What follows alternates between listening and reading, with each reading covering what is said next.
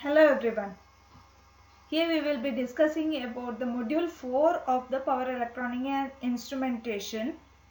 Complete syllabus for the module 4 it is shown. So in this lecture I'll be discussing digital multimeters and bridges. Already I have covered or I have done a video on digital voltmeter. Digital multimeter. The advantage of digital multimeter is it offers high accuracy, high input impedance and small in size. It is classified, the main classification are panel meter, bench start meter and system meters. All digital meters have A to D ADC, that is analog to digital converter, and have a visible readout display at converter output. Panel meter placed at one location and bench meters and the system meters are multimeters can read AC and DC voltage and current and the resistance. So here we can see the block diagram of digital meter. So current is converted to voltage by passing it through the precision low shunt resistance.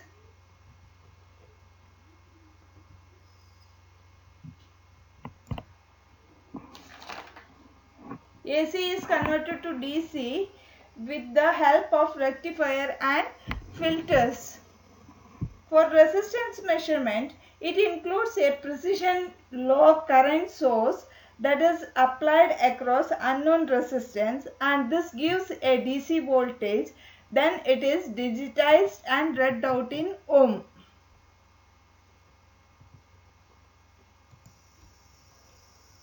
Bench meters are for standalone operation and visual operation reading. System meters provide electrical binary coded decimal output. So here we can see the block diagram of basic digital meter. It has several A to D converter, current to voltage converter is shown, and it is a single block here, and inside this block we have so many other components, so that is shown in the next slide. So here we can see the current to voltage converter. Current to be measured is applied to the summing junction, that is summation I here. Current to be measured is applied to this junction, that is summing junction, at the input of the op-amp. Current at input of amplifier is close to 0 because that is through this current through this it will be 0 because it has high input impedance. IR nearly equal to IA. So the current coming through this, it will be equal to IR. IA will be equal to IR. The current IR causes a voltage drop which is proportional to the current across the resistor. So it causes a voltage drop across the resistor. This voltage drop is input to the A to D converter and provides a reading that is proportional to unknown current. Resistance is measured by passing a known current from a constant current source through unknown resistance. So in this, if we pass a known amount of current from constant current source through a unknown resistance, we can measure the resistance. Voltage drop across the resistor is applied to A to D converter and produces the value of unknown resistance. So voltage drop across that resistor, unknown resistor is fed to the A to D converter and produce the value of unknown resistance. Digital frequency meter. The principle of digital frequency measurement, it is the basic diagram is shown here. Signal waveform converted to trickle pulse and applied continuously to AND gate. that is signal waveform, is converted into the trigger pulse and then applied to the AND gate. The gate, we can see this is the symbol for the AND gate. A pulse 1 is applied to another terminal and number of pulses counted during this period indicates the frequency. A 1 second pulse is applied to the other input and number of pulses are counted during this period and it indicates the frequency.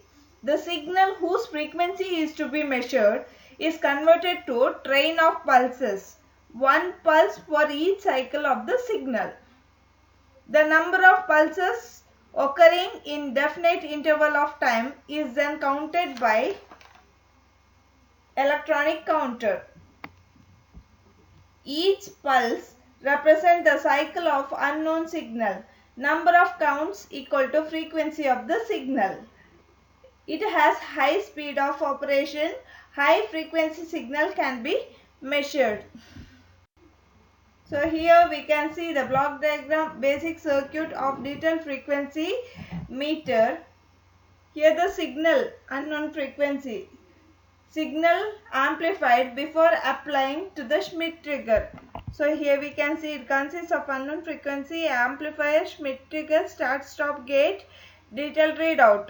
So the signal is amplified before it is fed to the Schmitt trigger. Schmitt trigger converts input signal into square wave. Here we can see that a weak signal, and after it is amplified, it becomes a strong signal, and after the output of the Schmitt trigger is a square wave. So it converts the trigger input.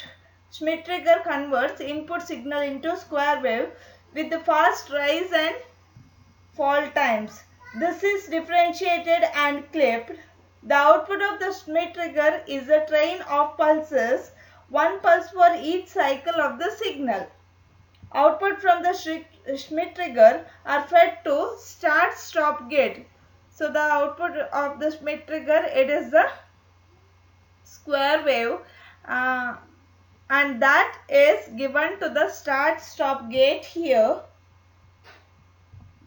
When the gate is enabled, input pulses passes through this gate are fed directly to the electronic counter, which counts number of pulses.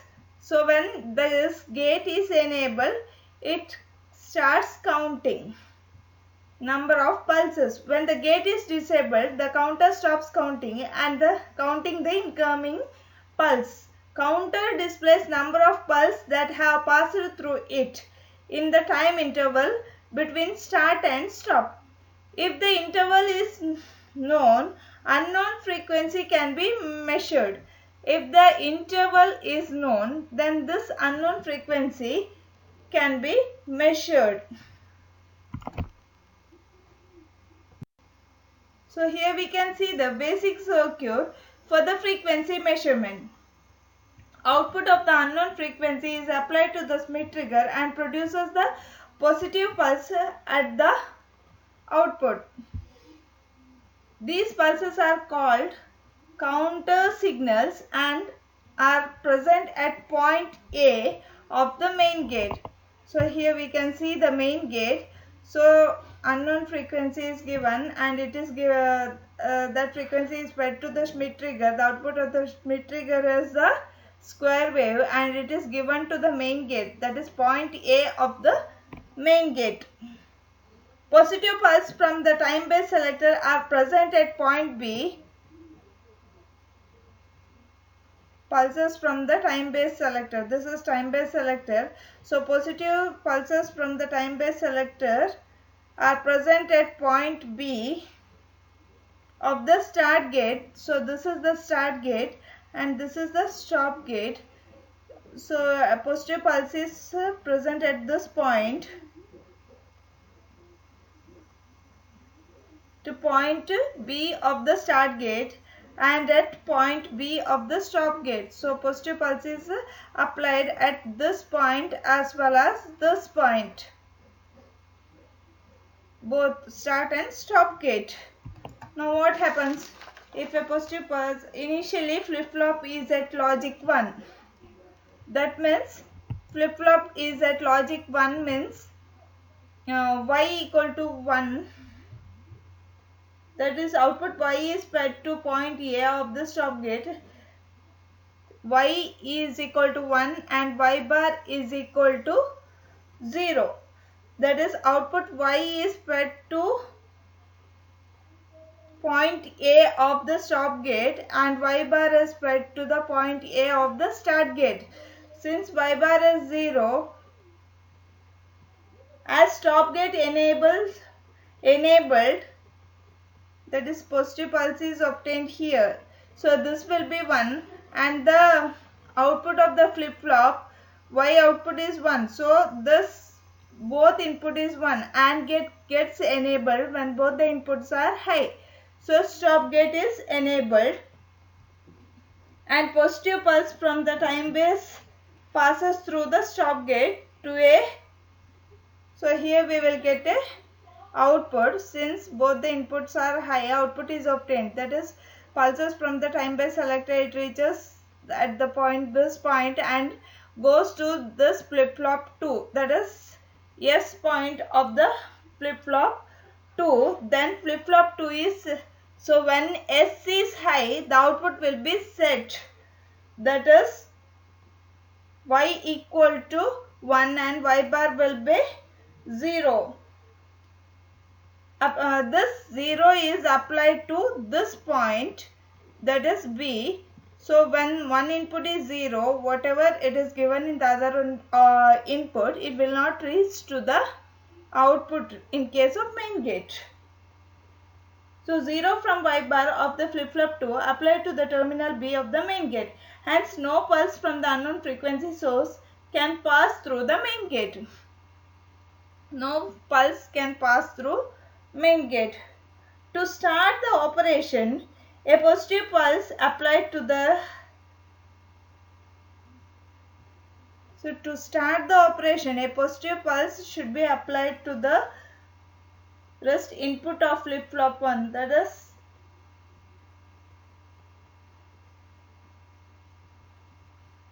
read pulse.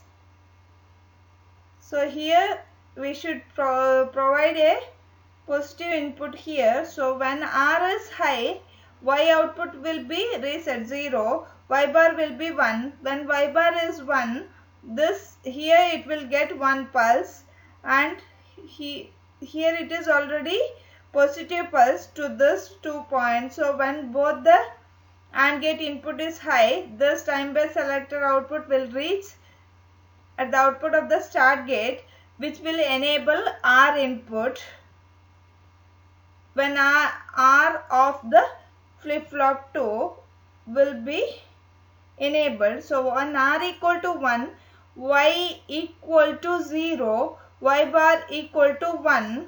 When Y bar equal to 1, this point becomes 1 and it will allow the pulses through the main gate and it is sent to the counter and display unit.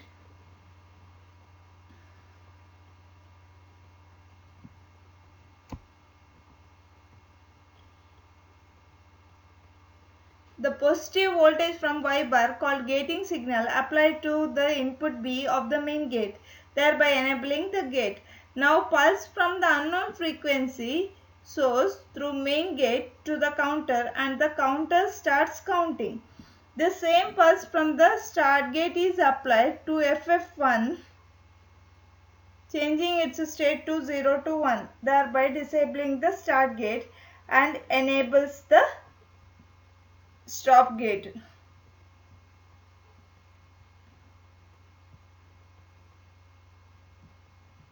Till the main gate enables the pulse from the unknown frequency pass through the main gate to the counter. Next pulse from the time base selector passes through the enabled stop gate to set input terminal flip-flop 2, changing its output to 1 and that is Y bar will be equal to 0. So main gate disabled, disconnecting unknown frequency signal from the counter. Counter counts number of pulses occurring between two successive pulses from the time-based selector. Assembly having two flip-flops and two gates called gate control flip-flops.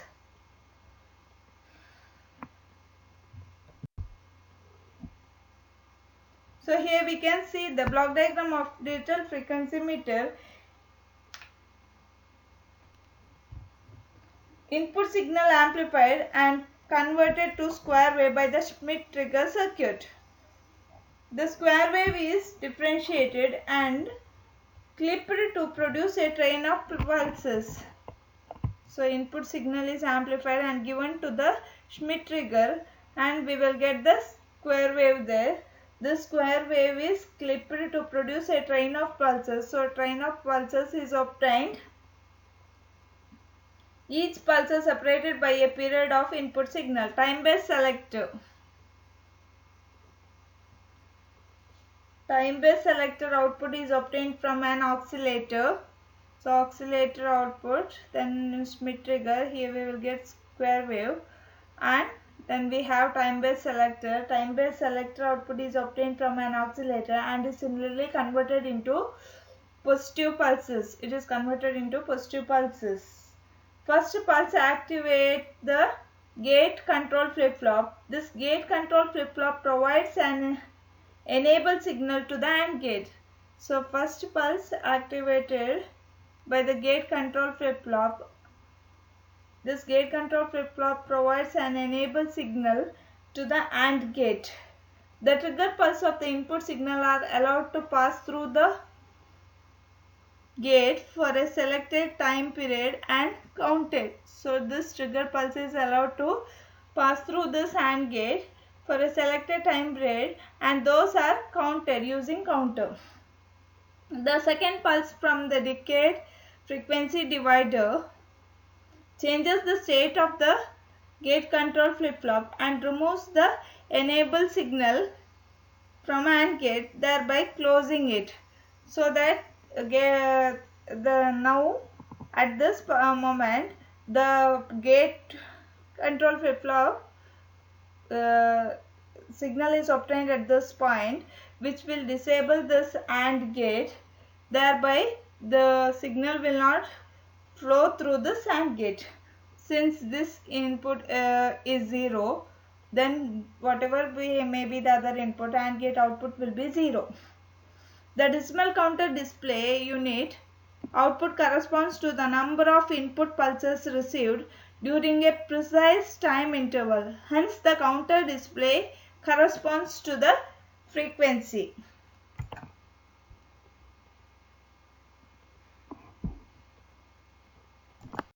Digital measurement of time. Time-based selector. Here we can see the block diagram for the time-based selector, and it consists of a fixed frequency crystal oscillator called clock oscillator. Figure has the clock oscillator having 1 MHz frequency. The output of the Schmitt trigger is 10 raised to 6 pulses per second and corresponds to 1 microsecond. By using 6-decade frequency divider, a time base with ranges of 1 microsecond, 10 microsecond, 100 microsecond, 1 millisecond, 10 millisecond, 100 millisecond can be selected. Like here we have the decade frequency divider.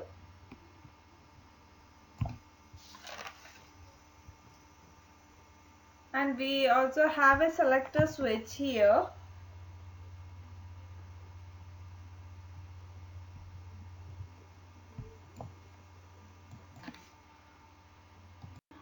Basic diagram for the time measurement is shown here, so that there are two different inputs, one for start pulse and other for the stop pulse.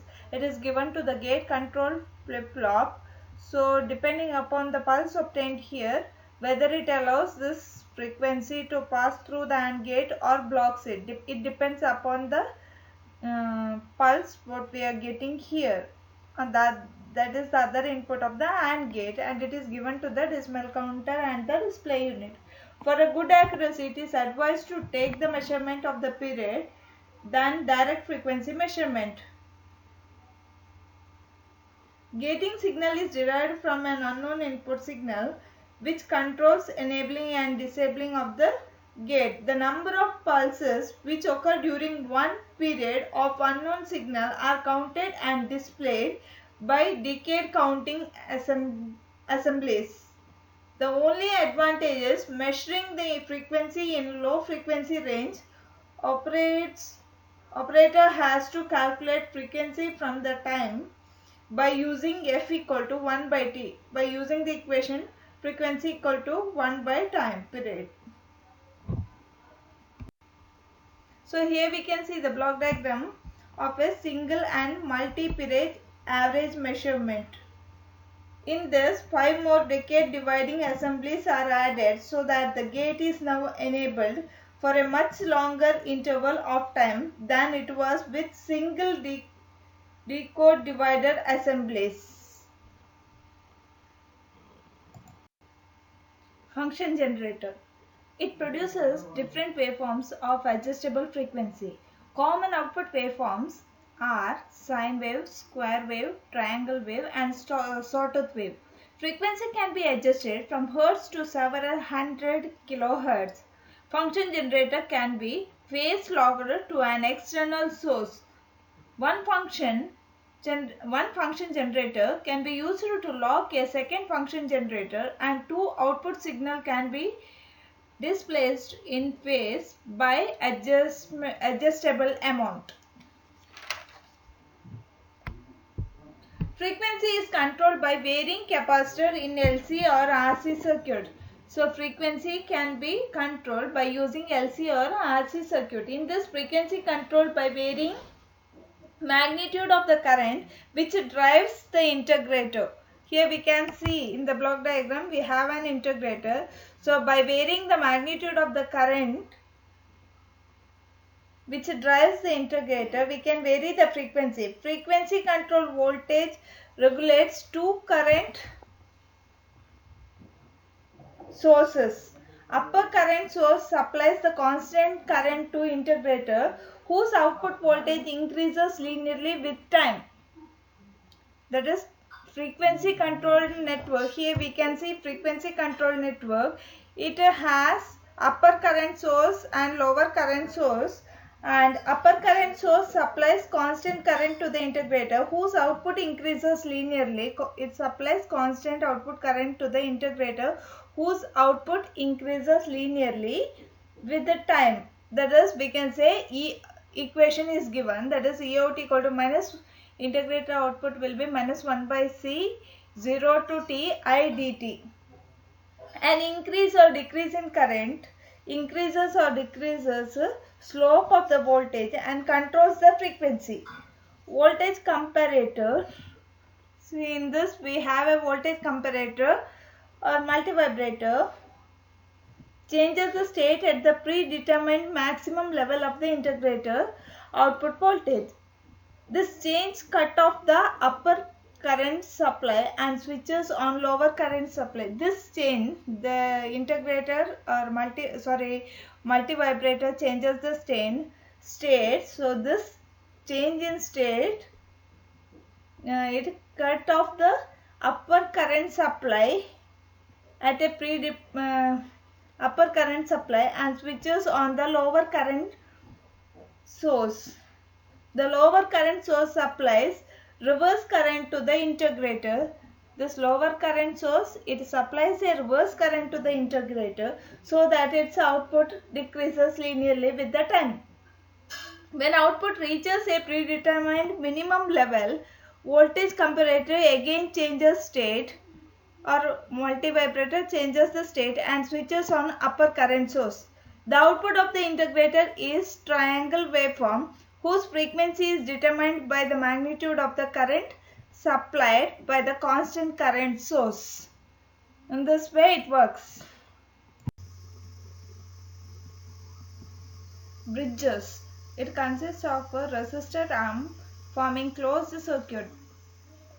The instrument measuring components values such as R, L and C. Bridges compares the value of unknown component with that of accurately known component, and the accuracy is very high because the readout of this comparison is based on a null indication during bridge balance.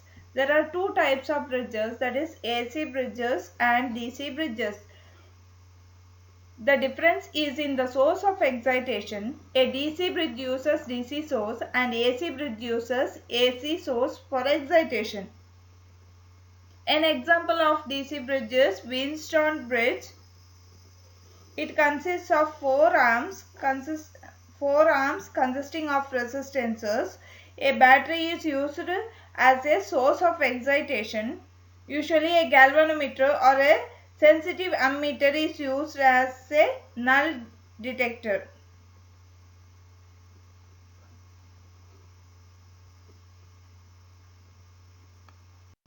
So here we can see the circuit of the Wheatstone Bridge, schematic of Wheatstone Bridge. It is the most accurate method for measuring resistance and a common method used in the laboratory. It consists of four arms. A battery is used to supply the bridge. A sensitive ammeter or galvanometer is used as a null detector. The magnitude of the current flowing through the null detector is dependent on the potential difference between C and D. So it depends upon the potential difference between C and D. The bridge will be balanced if there is no potential difference between the points C and D. The balance condition occurs when the voltage across the resistor R1 equals the voltage across the resistor R2. Here we can see the resistance R1, R2. So bridge balances when the voltage across this R1 is equal to R2 with reference to the positive terminal of this battery. Similarly, bridge balance will occur when the voltage across the resistor R3 and R4 are equal. So let us see the condition. The same thing is given. It has an EMF E and a switch connected to point A and B. A sensitive current indicating meter is connected to the point C and D. Meter used is a zero center scale. When at rest, it is mid-scale at zero current. The current in one direction causes pointer to deflect in one direction, and for current in the opposite direction causes the pointer to deflect in opposite direction. When no current in the circuit, the pointer rests at zero. When switch is closed, current flows and divides into two arms at point A as I1 and I2. Bridge is balanced when the current through G is 0, that is the potential difference at C and D should be equal.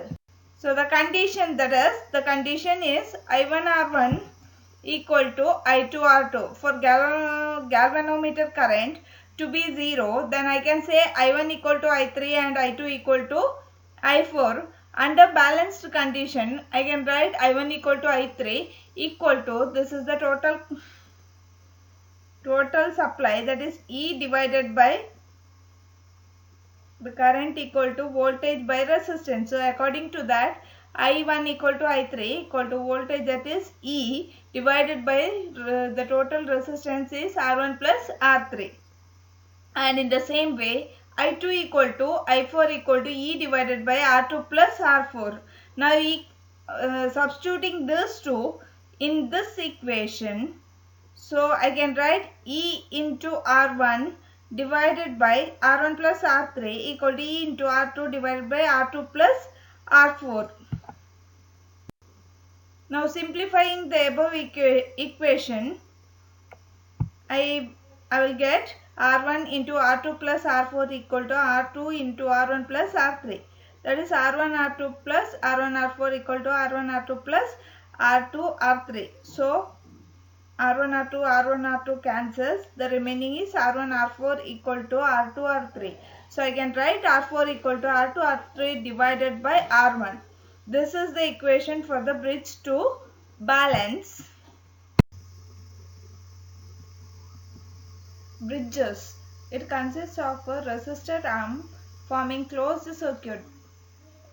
The instrument measuring components values such as R, L and C. Bridges compares the value of unknown component with that of accurate. Capacitance comparison bridge.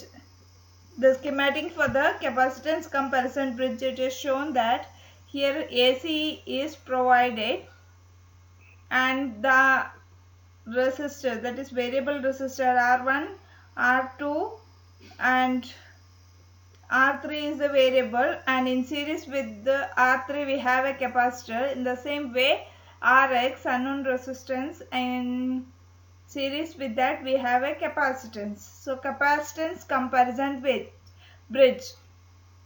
So Z1 equal to R1, we have only resistor in the sum.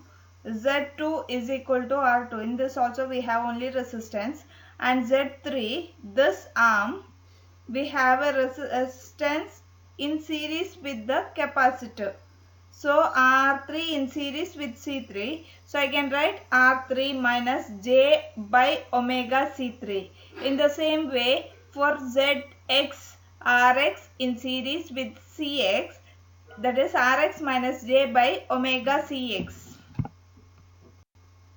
Now the condition for the bridge balance is Z1 Zx equal to Z2 Z3. So by substituting the values of Z1 to Zx, we can rewrite the equation as R1 Rx minus J by omega Cx equal to R2 into R3 minus J by omega C3.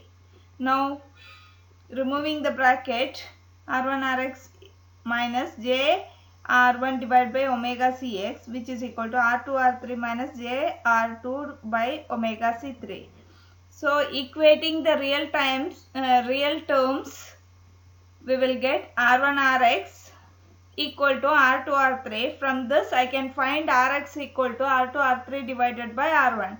Now after that, equating the imaginary terms, that is J R1 omega Cx equal to J R2 omega C3.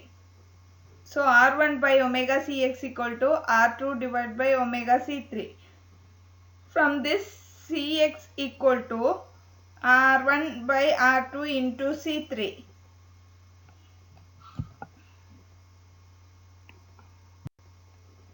Next is inductance comparison bridge. Here the supply is AC supply is given to the bridge, and here we have the resistance. This is fixed, and here variable resistance, that is R2, and R3 we have a variable resistance in series with the inductor, and in this we have a resistance in series with the inductor. Now the equation for the balance condition is Z1 Zx equal to Z2 Z3. The inductive balance equation Lx equal to L3 R2 divided by R1, and the resistive balance is Rx equal to R2 R3 divided by R1. So here Z1 equal to R1, Z2 equal to R2, Z3 equal to R3 plus J omega L3, because in that case this was inductor was placed in that arm, that is inductor is placed in series with the resistor R3, so it is R3 plus J omega L3. In the same way Zx equal to Rx plus J omega Lx.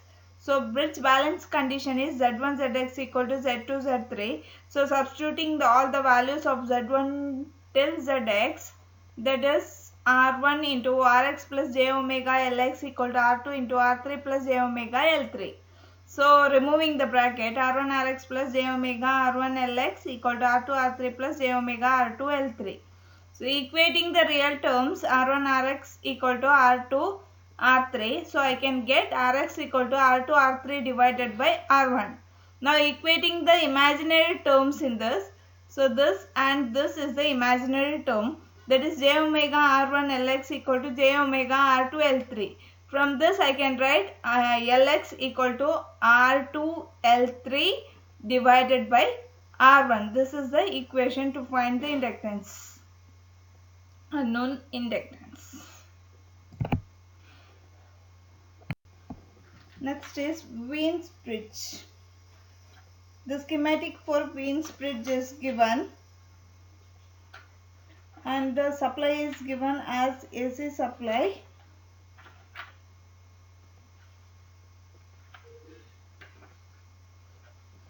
Wien's bridge is primarily popular as a frequency determining bridge. It has several applications. Some of the applications are harmonic distortion analyzer in audio frequency generation. It has a series RC combination in one arm and a parallel RC combination in adjoining arm. Here we can see the series RC combination and here we can see the parallel RC combination. The other two arms are provided with the resistance. The impedance of arm 1, that is Z1, equal to R1 minus J by omega C1. Since in the arm 1 along with the resistor, capacitor is connected, so Z1 impedance is Z1 equal to R1 minus J by omega C1. The admittance of arm 3, that is Y3 equal to 1 by R3 plus J omega C3. Now using the bridge balance condition, that is Z1 Z4 equal to Z2 Z3, that was Z1 Z4 equal to Z3 Z2 divided by Y3. So I can write Z2 equal to Z1 Z4 by 3.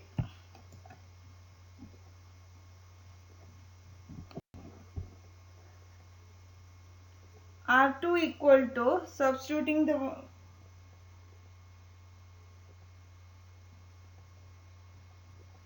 R4 into R1 minus J by omega C1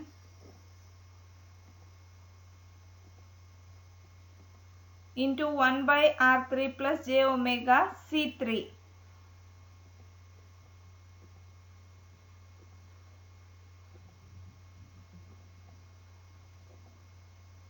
So R2 equal to R1 R4. By removing this bracket, I can write R1 R4 divided by R3 minus J R4 divided by omega C1 R3 plus J omega C3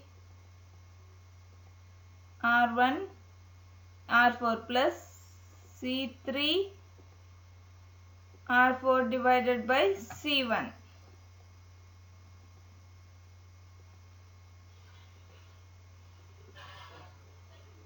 So in this, R2 equal to R1 R4 divided by R3 plus C3 R4 divided by C1, and this both term is the imaginary term, so written it together, minus J into R4 divided by omega C1 R3 minus omega C3 R1 R4. So equating the real terms, so I will get R2 equal to R1 R4 divided by R3 plus C3 R4 divided by C1, and by equating the imaginary, R4 divided by omega C1 R3 minus omega C3 R1 R4 equal to 0. Therefore R2 by R4 equal to, by rearranging the previous equation, I can write R2 by R4 equal to R1 by R3 plus C3 by C1, and 1 by omega C1 R3 equal to omega C3 R1. So I can write omega square equal to 1 by C1 R1 R3 R3 C3. So omega equal to 1 by square root of C1 R1 C3 R3, where omega equal to 2 pi f. So f equal to 1 by 2 pi square root of R1 C1 R3 C3.